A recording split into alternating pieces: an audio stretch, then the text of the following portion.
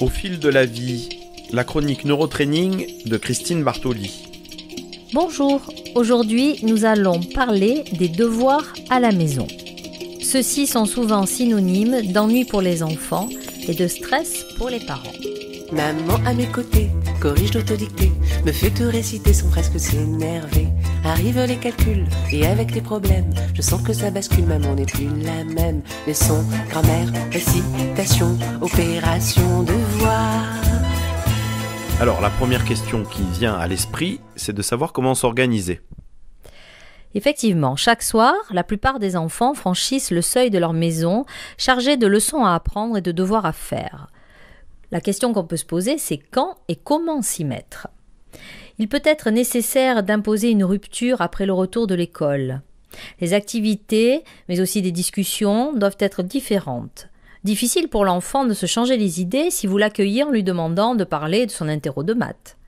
La règle d'or, installer un rituel devoir du soir, avec une heure, un lieu et une durée. Cette rigueur favorise la structure des apprentissages. Est-ce qu'il faut vraiment être présent ? Oui, parce que l'adulte est le garant de l'organisation. Il faut des années à un enfant pour être en mesure de gérer son emploi du temps.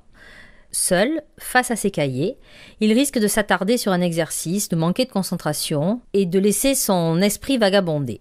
De plus, il a besoin que son travail soit validé par un regard d'adulte, un étudiant, un grand frère, un voisin ou un parent. L'essentiel est qu'il s'agisse d'une personne en laquelle l'enfant ait confiance et dont il sait qu'elle est là pour le soutenir et aussi le féliciter. L'accompagnateur lui offre un cadre sécurisant et nourrit sa confiance en lui. Le soutenir, le féliciter, vous venez de le dire, mais jusqu'où l'aider ? C'est une vraie question. Comment intervenir sans entraver son autonomie ? En étant à ses côtés, le risque est de le laisser penser qu'on est à sa disposition. Il doit comprendre, en l'expérimentant, que vous n'êtes pas là pour faire à sa place. Regardez ensemble la liste des exercices demandés, aidez-le à se lancer en établissant un emploi du temps de travail, puis vaquez à vos activités en lui précisant toutefois que vous êtes là s'il a besoin d'aide. Enfin, vérifiez avec lui le travail effectué. Vous devez garder à l'esprit qu'il s'agit d'un accompagnement vers une prise d'autonomie de l'enfant. La principale clé, c'est de ne pas apporter les réponses aux problèmes, mais apprenez à votre enfant à se poser les bonnes questions pour avancer dans son raisonnement et pour y répondre seul. Par exemple, qu'est-ce que tu dois faire pour diviser ce nombre par 2 ? Tu veux conjuguer ce verbe ? Sais-tu à quel groupe il appartient ? Etc., etc. À court terme, cette démarche lui offre la satisfaction de voir qu'il possède en lui les moyens de résoudre tous les problèmes. À long terme, elle lui permet d'acquérir une autonomie et d'élaborer sa propre méthode de travail. Grande question pour l'adulte, quel rôle jouer dans cette histoire ? On constate que beaucoup de parents oscillent entre deux attitudes. D'un côté, ceux qui jugent les devoirs à la maison inutiles ou trop lourds, et de l'autre, ceux qui exigent toujours plus et ajoutent quantité d'exercices. Ces deux attitudes sont néfastes au progrès de l'enfant. La première revient à nier ses capacités et le décourage dans ses efforts d'apprentissage. La seconde lui inflige une pression excessive et favorise un rejet du travail. Ces comportements cachent souvent un manque de confiance et de communication avec le monde de l'école. Apprendre une poésie ou réviser un contrôle, personne ne sait faire cela spontanément. Quoi qu'il en soit, le respect du rôle de chacun est indispensable. Refaire la leçon à la place du professeur, expliquer que l'on dispose d'une méthode plus efficace, cela crée aux yeux de votre enfant un conflit de loyauté entre son professeur et son parent, ce qui le met à coup sûr en difficulté.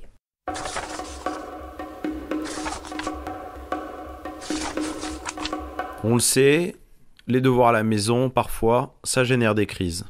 Oui, bien sûr, et la bonne volonté de part et d'autre ne suffit pas toujours. Et certains soirs, l'étape des devoirs tourne à la crise. Fermez les cahiers et passez à autre chose, en prévoyant de vous y remettre plus tard dans la soirée ou le lendemain matin. Car s'acharner, c'est risquer de faire de ce rituel des devoirs le rituel des tensions. Entre votre enfant et vous, les enjeux affectifs sont tels qu'ils ne permettent pas toujours à chacun de prendre la distance suffisante pour bien vivre cette relation de travail. Vous êtes tenté de revivre votre propre scolarité à travers celle de votre écolier, et lui risque de culpabiliser et de perdre ses moyens à l'idée de vous décevoir. La solution ? Passer le relais à un autre adulte, proche ou un étudiant. Que pensez-vous par exemple des cours particuliers ? De plus en plus de parents perfectionnistes ou stressés anticipent les difficultés de leurs enfants. Faire appel à un professeur particulier est envisageable, mais seulement si des lacunes ont été repérées par l'enseignant. Dans le cas contraire, votre enfant a le sentiment que vous vous inquiétez. Il perd donc confiance, s'angoisse et se bloque. Seuls des besoins réels justifient le recours à des leçons particulières. N'oubliez pas non plus d'en parler avec lui. Ce n'est pas une punition, mais une aide pour que tu sois plus à l'aise en classe, et il est souvent nécessaire de limiter ces leçons dans la durée, par exemple pendant un trimestre. Alors Christine Bartoli, quand lâcher la bride ? C'est une vraie question. La prise d'autonomie dans le travail scolaire varie largement d'un enfant à l'autre. C'est à vous d'être attentif au rythme de votre propre enfant, en évitant d'abord de le comparer à ses camarades ou à ses frères et sœurs, puis en lui laissant davantage d'indépendance dans son travail.